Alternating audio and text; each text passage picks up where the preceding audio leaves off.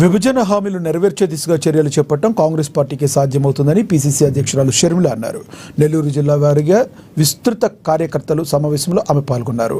మెడలు వంచి ప్రత్యేక హోదా తెస్తానన్న జగన్మోహన్ రెడ్డి తల వంచారని విమర్శించారు. పోలవరానికి దండిగా నిధులు కేంద్రం నుంచి రాబట్టినట్టు చెబుతూనే ఎత్తు తగ్గించి 41 మీటర్లకు పరిమితం చేశారని ఆరోపించారు. కూటమి భాగస్వాములుగా కేంద్ర ప్రభుత్వాన్ని నిలదీయలేని పరిస్థితి నెలకొందన్నారు.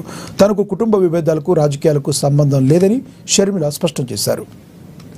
పవన్ కళ్యాణ్ గారు కూటమి కడితే జగన్మోహన్ రెడ్డి గారి వైసీపీ క్రమ పొత్తు పెట్టుకుంది.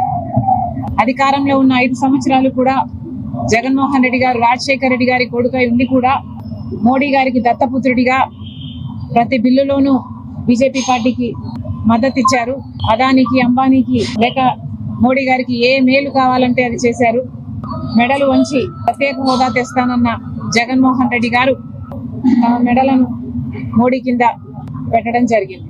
ఇక ఇప్పుడు కూటమి సర్కార్ అధికారంలో ఉంది. చంద్రబాబు గారు ఇంతకు ముందు కూడా బీజేపీతో పొత్తు పెట్టుకున్నారు. కానీ